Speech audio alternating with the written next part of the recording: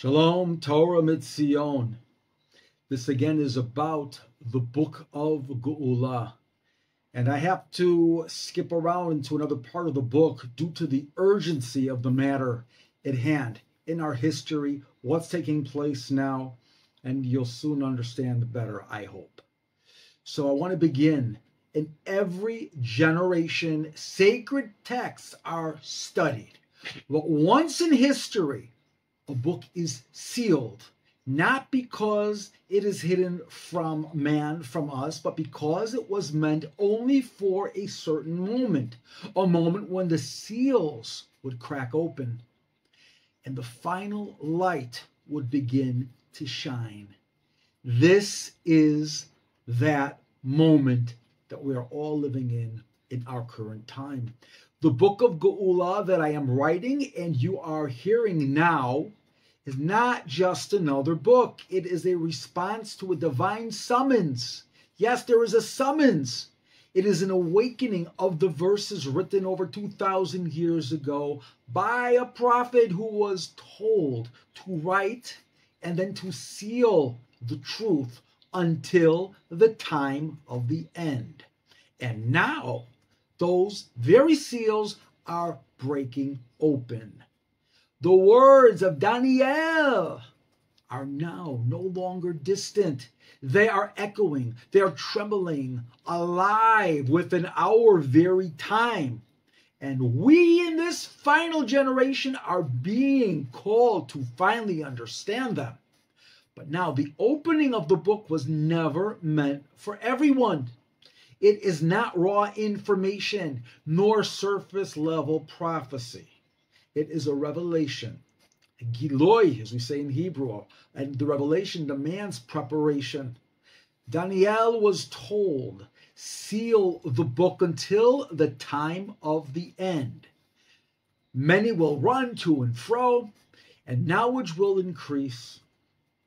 Yes, knowledge now has exploded. Science, speed, AI, the data, so much data. The outer vessels have arrived to contain the knowledge, but that's only half of the verse, half of the pasuk. The deeper knowledge, the da'at elyon, the higher, the inner wisdom belongs only to those whose hearts are ready and ready to receive and ready to act.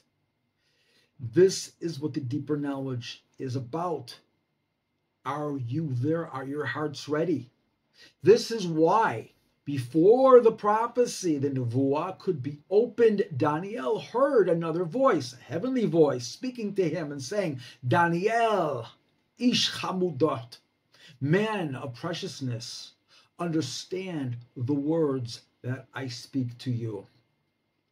Because this book of the Geula, the true unsealing, it requires more than intellect. It requires a yearning, purity, inner longing. To receive these words, we must become like Daniel, an ish or ish chamudot, people of inner beauty, people of pleasantness, people of longing for Hashem. Only then can the seal become revealed. So now let us begin to open the verse that holds the very DNA of redemption, which is the verse in Daniel chapter 12, verse 4. It's written over there in Hebrew. V'ata Daniel setom hadvarim v'hatom hasefer ad et ketz yishotetu rabim v'tirbe hada'at. Translates, and you, Daniel, close up the words and seal the book until the time of the end. Many will run to and fro, and knowledge will increase. Let's unfold now this verse slowly. Every word is a key. Sodom hadavarim v'hatom hasefer. Seal the words and seal the book. Here we are told a double concealment. Double. Not one layer, but two. The first, Sodom hadavarim. It's a covering over the actual words, the meaning of the prophecy itself, the encoded hints, the timelines, the identities, the hidden truths, all closed off, sealed. The second is V'chatom HaSefer. It is actually the sealing of the entire scroll. This means the overarching revelation, the divine timing of it all would be locked away until its specific time. And then comes the condition. When is that time? Ad et kates, until the time of the end. Only then, at that appointed time, will the double seal begin to break. Only then will the scroll begin to whisper its secrets once again. And how will we know when that time has come? The verse continues, Yeshotetu rabim, many will run to and fro. What does that mean? The phrase hints at a global state of restlessness and seeking, to search out. People running in every direction, running for the truth. Something is burning inside of people. It means running across borders, across ideologies, across time zones. Even more, it hints to the digital age and our age right now, which is that digital age that's expanding rapidly. The Hebrew word yeshotetu can be understood literally as surfing, like surfing the net, roaming, scanning. This is the age of scrolling, regarding the scroll, running through oceans of information, books, websites, voices, videos, a generation on the move, not just physically, but spiritually, seeking something more that is calling in the very depths of the hearts of man. Also, it says, V'terba hada'at, and knowledge will increase. This is the second sign that the seals are opening. Knowledge, da'at, is overflowing. Yes, we see it in science, we see it in medicine, we see it in artificial intelligence, AI, but most importantly, inner knowledge is also rising along. The da'at elyon, the hidden wisdom of the Torah, the deep truths of the Kabbalah and the prophecy, the mysteries that were once hidden and that were once even forbidden to reveal, are now awakening in the hearts of our generation. Because Geula is not just an event, it is a revelation. And the more we awaken to divine wisdom, the closer we come to that final moment. This matches perfectly what is written in the Zohar in Parshat Va'era. That is Va'era 117a. It was said long ago. It says, in the 600th year of the 6th millennium, which basically comes out to the year of 1840 in the secular calendar, the gates of wisdom above and the fountains of wisdom below will open, and the world will be prepared for the 7th millennium, the Shabbat of 1,000 years. This is this verse in Daniel, and this is our time. The fountains below, science, speed of how much information is being accessible and being released, the access to all this information, and now also with AI, and also the wisdom above, the secrets of the Torah, the Sodot HaGeula, the hidden light of redemption. And this is why this book of Geula has emerged now in our generation. It is not just a commentary. It is a participation. It is an activation of the very verse, seal the book until the time of the end. And we are now at this time of the end. And now the book is unsealing. And it is not through force, but through readiness, preparedness, through da'at, through knowledge that ties into the da'at elyon, that though those who carry the spirit of Daniel, you are the ones who will be able to receive it and understand it and act upon it. But the question still remains, if the book is unsealing, who is worthy now to receive it? I said again, those who are in the aspect in learning the attributes and following it is the exemplary of Daniel. If the time has come, who has the eyes to see it and the heart to understand it? So again, the answer is hidden in another verse, a verse that is easy to overlook, but carries the deepest secrets of them all. And again, it's written, Daniel, chapter 10, verse 11. Vayamar Elai Daniel, ish hamudot, havein b'devarim asher anochi dover elecha. He said to me, Daniel, man of preciousness, man of wonderful, comely beauty, understand the words that I speak to you. Not everyone can understand. Again, only somebody who is ish hamudot, a man of desire, who has a soul of yearning, wanting to put his heart into understanding. But what does that mean? It doesn't say, again, a genius or a scholar or one with a high status. It says basically a precious soul, one whose heart burns with longing and connecting to Hashem, whose inner world is refined and has refined it within their soul. He yearns for truth, or she, even when it is hidden, even when it is painful, even when it even is at a cost. The Zohar teaches when a person purifies their inner desire, they become like a magnet for the divine light. They draw down wisdom not just from books, but from the very root of their soul. This is the Ish Hamudot, the one who becomes worthy to hear the whisper behind the words. So let this be clear. The Book of Geula cannot be understood with intellect alone. It is a book of resonance, of prophecy in a way, and purpose. It speaks only to those who are ready to listen from the soul level.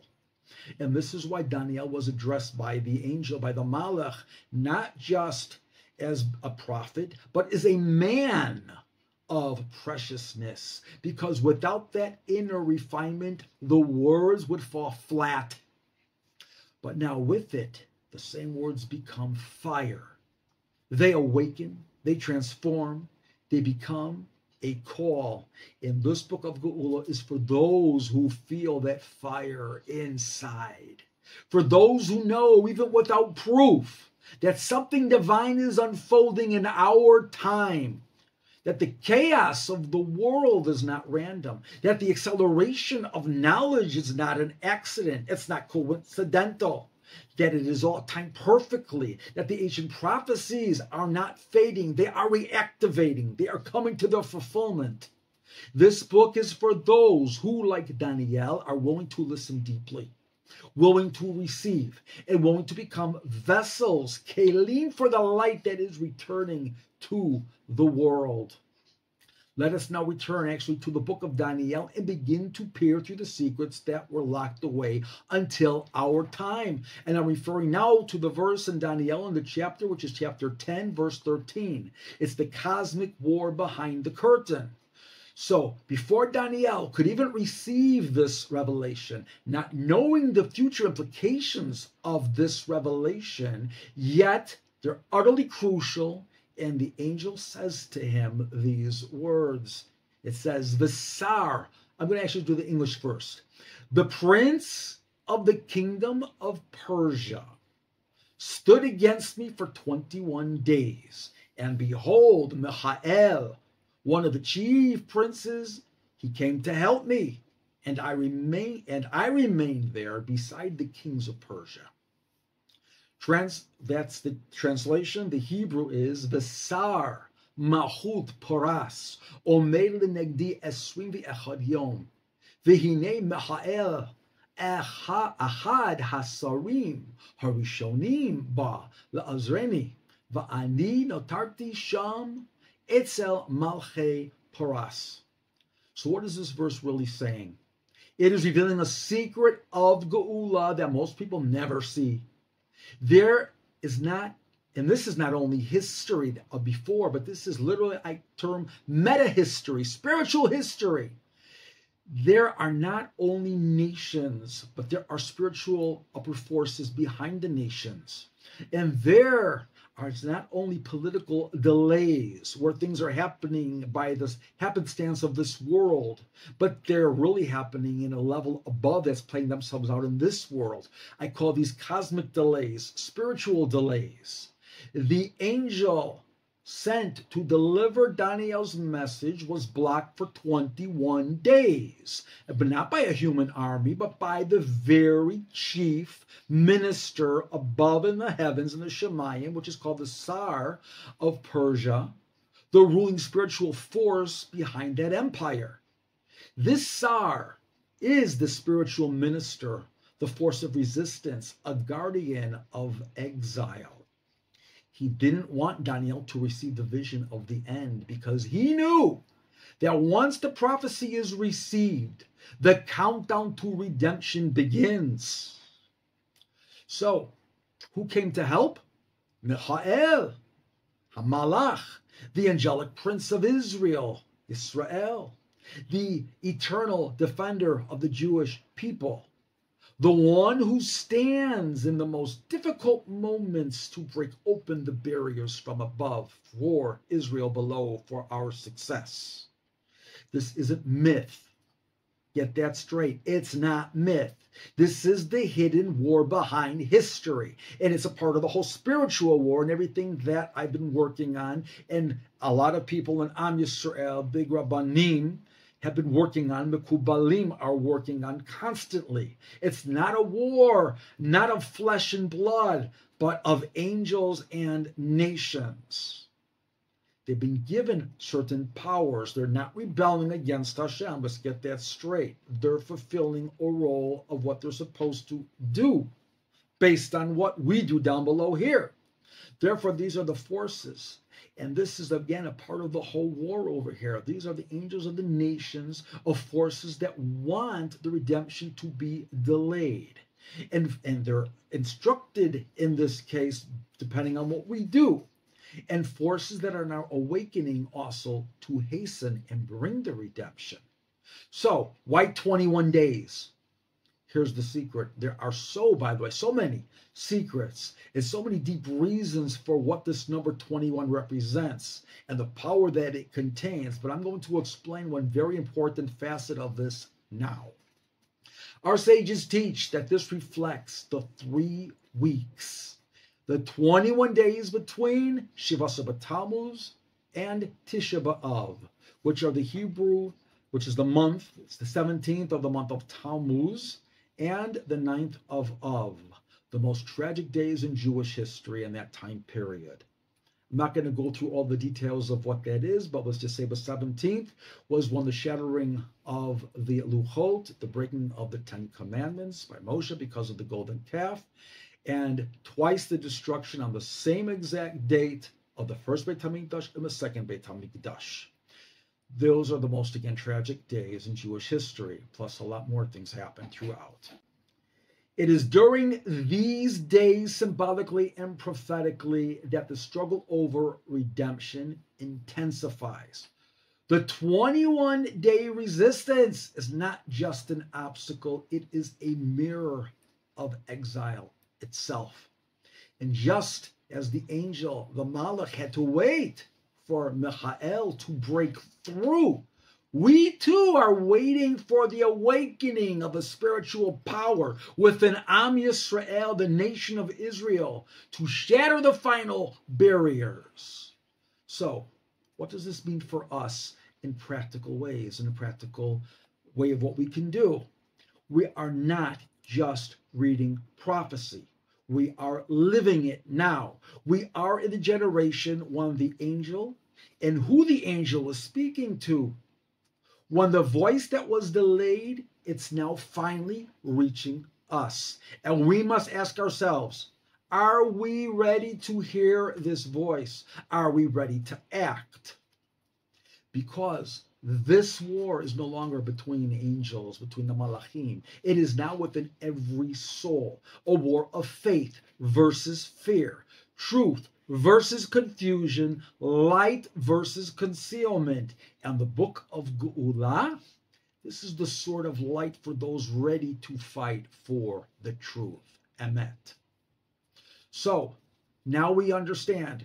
Daniel's visions were not relics of the past. They were messages sealed for this moment, the moments we are living in now, including especially this month of Tammuz, where it begins. It's waiting for a generation that would run to and fro, a generation flooded with knowledge, a generation shaken now to awake. It's our generation. Therefore, the seals are opening, delays are ending, and the voice of the angel, the Malach, is reaching us at last. But it is not enough to just hear the words. We must become worthy to receive the words. We must become like Daniel, Ish Hamudot, pure in yearning, humble in spirit, but bold in truth. And this call was not only for Am Yisrael. It is also for the righteous among the nations and those who, in the confusion of the exile, still choose light over darkness, still choose to seek Hashem, the God of Israel, still learn and yearn to stand with truth when the world bows down to lies, the majority of the world, which needs to change. The Zohar teaches that in the final generation, sparks will awaken, even from the four corners of the earth. Souls that were hidden, hearts that burn with holy fire, even if they were born far away, they too will rise. In short, these are the stem souls. These are the people listening now to this video. Thus, the war has already begun. Not a war again of weapons, but of clarity, a war of the souls, a war of awakening. We are not passive watchers, and we're not supposed to be passive watchers, but we are supposed to be participants. Every choice now matters. Every prayer, every act of kindness, every moment of Torah, every opportunity of standing up for the truth. Therefore, we must listen deeply now. We must prepare our souls. We must return to Hashem with all of our heart. We must learn, we must teach, and we must shine.